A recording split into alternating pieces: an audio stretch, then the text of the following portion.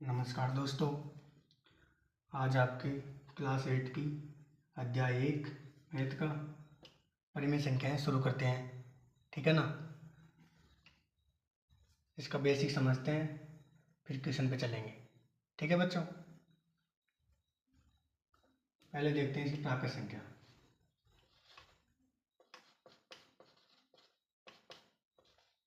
प्राकृत संख्या, ठीक है। प्राकृत संख्या समझते हैं। वे संख्याएं जो 1 से प्रारंभ होकर अनंत तक चलती हैं वो क्या कहलाती हैं? प्राकृत संख्याएं। वे संख्याएं जो 1 से प्रारंभ होकर अनंत तक चलती है उसे प्राकृत संख्या कहते हैं। उदाहरण देखो प्राकृत संख्या का क्या क्या कौन कौन सी प्राकृत संख्या होती है। उदाहरण 1 से चलती है, अपन ने देखा ही है। 1 से चलती है, 1 2 3 4 ऐसे चलती जाएंगे अनंत तक। ठीक है बच्चों। दूसरी देखते हैं अपन पूर्ण संख्या।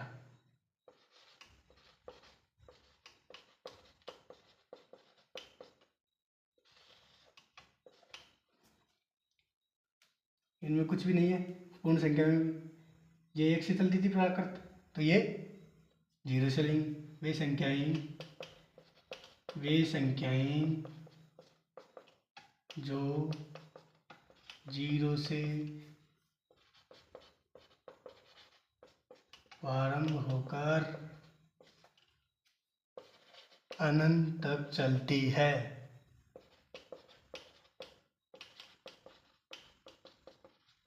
क्या कहलाती है? पूर्ण संख्याएं। उदाहरण देख लो,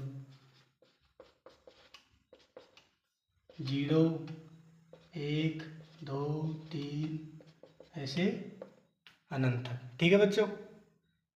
अब आगे देखते हैं अपन पूर्णांक संख्या।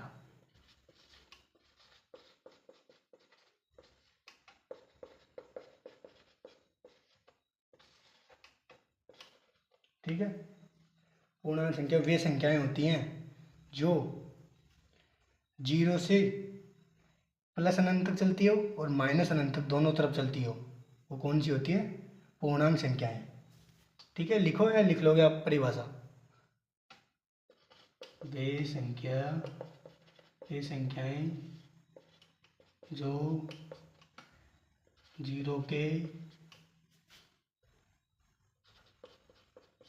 दाएं ओर तथा बाएं ओर चलती है। ठीक है। वो पूर्णांक संख्याएं होती हैं। जैसे उदाहरण,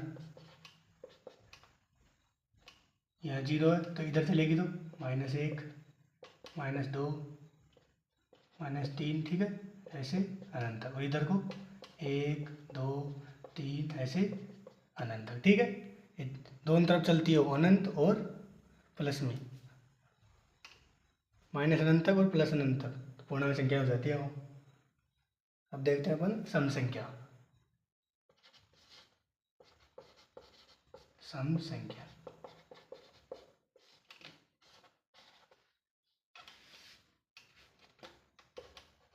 सम संख्या देखते हैं। वे संख्याएं जिनमें 2 का पूरा पूरा भाग जाए वो कौन सी होती है? सम संख्या। वे संख्याएं जिनमें 2 का पूरा पूरा भाग जाए वो कौन सी होती है? सम संख्या। ठीक है, पूरा पूरा भाग जाए सम संख्या कहलाती है। उदाहरण 0 2 4 6 8। ठीक है, ठीक है बच्चों। अब आगे चलते हैं अपन विषम संख्या। विषम संख्या, ठीक है। वे संख्याएं जिनमें 2 का पूरा पूरा भाग नहीं जाता हो, ठीक है। वे संख्याएं जिनमें 2 का पूरा भाग नहीं जाए, ये कौन सी होती है? विषम संख्याएं। जैसे उदाहरण देख लो, 1, 3, 5, 7, 9 अनंत, ठीक है। इसमें 2 का पूरा पूरा भाग नहीं जाना चाहिए, विषम संख्या। और सम संख्या में 2 का पूरा पूरा भाग जाए, ठीक है। पूर्णांक संख्या हो गई, 0 से दोनों तरफ चलती है, दाएं तरफ और बाएं तरफ, माइनस के अनंत तक और प्लस अनंत तक, ठीक है। पूर्ण संख्या हो गई, 0 से प्रारंभ होकर अनंत तक चलती हो, ठीक है। प्राकृत संख्या 1 से प्रारंभ होकर अनंत तक चलती हो, प्राकृत संख्या 1, 2, 3, 4, ठीक है, अनंत तक। अब आगे चलते हैं अपन।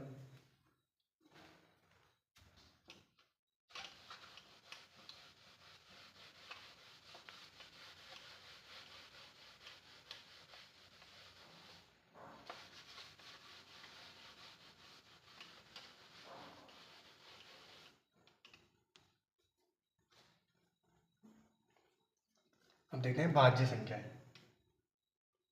अगली हो गई भाज्य संख्या।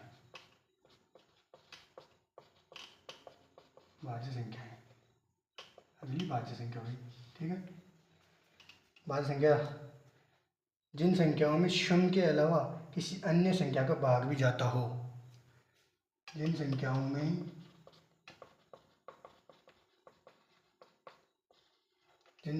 में सम के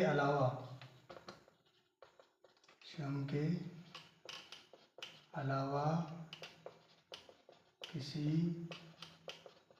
अन्य संख्या का भी भाग जाए, तो कौन सी होती है? भाज्य संख्याएं, ठीक है। सबसे छोटी भाज्य संख्या कौन सी होती है? सबसे छोटी होती है 4, फिर 6, फिर 8, ऐसे है ना, ठीक है। अभाज्य संख्या देख लो, अभाज्य संख्या। अभाज्य संख्या वे संख्याएं जिनमें 1 के अलावा किसी अन्य संख्या का भाग नहीं जाता हो, ठीक है। 1 के अलावा सम का तो भाग जाए, और 1 के अलावा 1 और सम का भाग जाए सिर्फ, है ना। वे संख्याएं जिनमें 1 व सम का भाग जाए वह कुछ होती है अभाज्य संख्याएं। उदाहरण दे लो अभाज्य संख्या।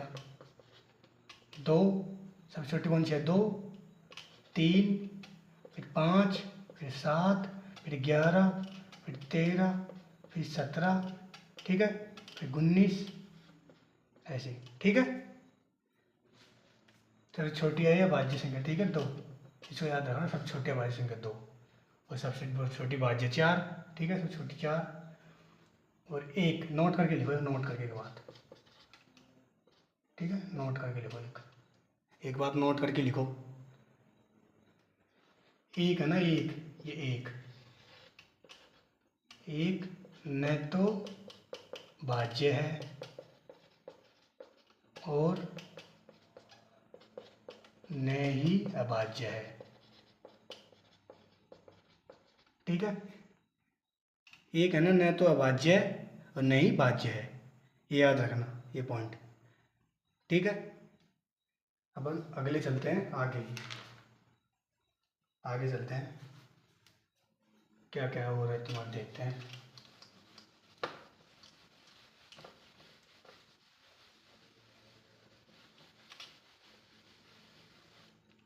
ठीक है, आगे क्या देखते हैं तुम्हारे क्या क्या आगे। एक तुम ये देखो, योग क्रम विनिमय है, ठीक है, योग क्रम विनिमय, ठीक है। योग क्रम विनिमय देखो तुम्हें एक भाई, योग वाला ये काम आया है तुम्हारे, ठीक है। क्वेश्चन में सॉल्व करेंगे उसमें काम आएगा। योग क्रम विनिमय सीधा गुण धर्म पूछेगा। योग क्रम विनिमय में देखो a प्लस बी बराबर बी प्लस ए, इन दोनों का मान बराबर होना चाहिए। इधर ए का मान जो लोगे उधर भी ए का मान वही होना चाहिए, बी का मान इधर लोगे वही बी का मान उधर होना चाहिए। देखते हैं उदाहरण देखते हैं। ये फैक्ट याद रखना ना क्रम विनिमय में, ठीक है बच्चों। ए प्लस बी, तो एक जगह लेते हैं अपन 7 ले लिया, प्लस बी की लग लिया अपन ने 0, ठीक है। बी की जगह अपन 0 लिया था, ए की जगह 7, तो 7 आ गए थे, ठीक है 7, ठीक है बच्चों। उदाहरण 2 सा ले लो, उदाहरण 1 उदाहरण 2, ये लो 4 ले लिया, प्लस 3 ले लो, ठीक है। 4 लिया ए की जगह अपन ने, ए की जगह, बी की जगह 3 लिया है तो बी की जगह 3, ए की जगह 4, 7 और ये भी 7, ठीक है। ये होता है योग क्रम विनिमय, ठीक है, ठीक है बच्चों।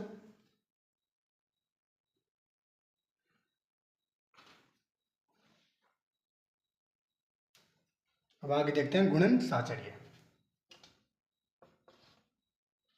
गुणधर्म है ना, गुणधर्म,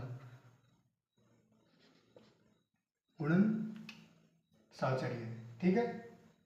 गुणन साचर्य है ना, गुणन साचर्य, ठीक है। गुणन साचर्य, इसका भी फॉर्मूला तुम्हें याद रखना है, ठीक है। ए इंटू बी प्लस सी, ठीक है। ए इंटू बी इंटू सी इंटू ए, है ना, इंटू ए इंटू बी इंटू सी बराबर ए इंटू बी और इंटू सी, ठीक है बच्चों। ये याद रखना ये, ठीक है, गुणन साचर्य में, ठीक है।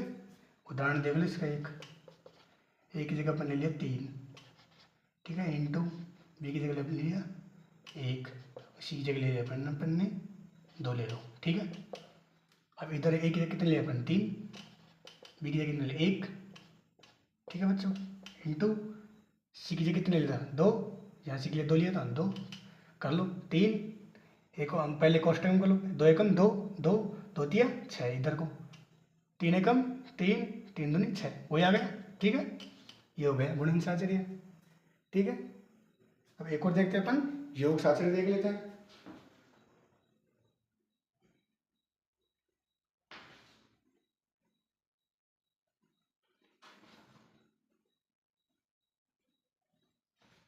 योग साचर्य में प्लस आ जाएगा, ठीक है, यहाँ प्लस आ जाएगा योग साचर्य में, ये लिखूँ योग साचर्य लिख देता हूँ, चलो योग साचर्य, ठीक है। योग साचर्य देख लो, ए प्लस प्लस आ जाएगा, ठीक है, ये यहाँ प्लस आ जाएगा, योग की जगह प्लस सी बराबर ए प्लस बी प्लस सी, ठीक है। उदाहरण वही कोई साइड ले लो, यहाँ प्लस होना चाहिए, ठीक है, ठीक है बच्चों। ये याद रखना गुणा योग साचर्य में, ठीक है। अपन देख लिए योग क्रम विनिमय था, ए प्लस बी बराबर बी प्लस ए, गुणन साचर्य ए इंटू बी इंटू सी बराबर ए इंटू बी इंटू सी, ठीक है। योग साचर्य में योग में प्लस देख लेना, ठीक है। आगे देखते हैं अपन कौन सा बचा है अपने बेसिक में, कौन कौन से बचे हैं, ठीक है। अब ज़्यादा नहीं है बेसिक तुम्हारा, ठीक है बच्चों, बेसिक कंप्लीट होने वाला है, फिर क्वेश्चन पे चलेंगे अपन अगली वीडियो में, ठीक है। बेसिक को याद करो ढंग से, कुछ भी नहीं है तुम्हारी सिलेबस में।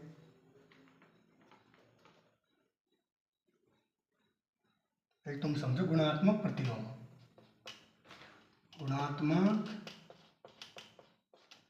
गुणात्मक प्रतिलोम, ठीक है बच्चों। ये गुणात्मक प्रतिलोम समझो तुम। गुणात्मक प्रतिलोम देखो, ए अपॉन बी, अगर यह माइनस, ठीक है, इंटू गुणात्मक रहेगा, इंटू आ जाएगा, इंटू बी अपॉन ए। वही गुणात्मक मतलब प्रतिलोम मतलब उल्टा, प्रतिलोम मतलब उल्टा, इधर उल्टा है तो इधर भी उल्टा, इधर उल्टा है, इधर उल्टा है तो इधर भी उल्टा, अगर इधर उल्टा है तो इधर भी, इधर उल्टा है इधर, ठीक है, इधर माइनस, ठीक है। गुणात्मक प्रतिलोम, इसका मान एक आएगा, कट जाएंगे नहीं, यहाँ से ये कट जाएगा, ठीक है, यहाँ से ये, ठीक है, ये याद रखना गुणात्मक प्रतिलोम। इसमें क्वेश्चन देख लो, कोई उदाहरण देख लो एक, ठीक है, उदाहरण देख लो। ए की जगह ले लिया अपन -3 अपॉन बी की जगह ले 7, ठीक है, इंटू बी की जगह 7 लिया अपन ने, -3, ठीक है, बी की जगह। ये ऐसा क्वेश्चन आ जाए, इसमें पूछे गुणधर्म कौन सा है, ऐसे टाइप में, ये टाइप गुणात्मक प्रतिलोम एक आएगा इसका, तो ये कौन सा जाएगा, गुणात्मक प्रतिलोम, ठीक है। अब एक और देखते हैं अपन, एक गुणात्मक तत्सम वाला देखते हैं, तत्सम, ठीक है, लास्ट है तुम्हारा ना, गुणात्मक तत्सम, ठीक है। गुणात्मक तत्सम में देखते हैं, कुछ भी नहीं है गुणात्मक तत्सम में भी, ठीक है ना।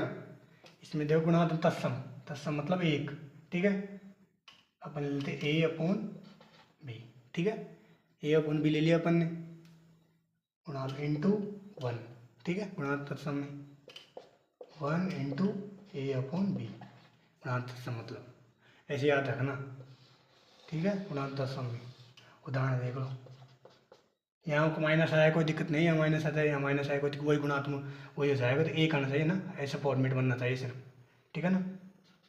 उदाहरण देख लो,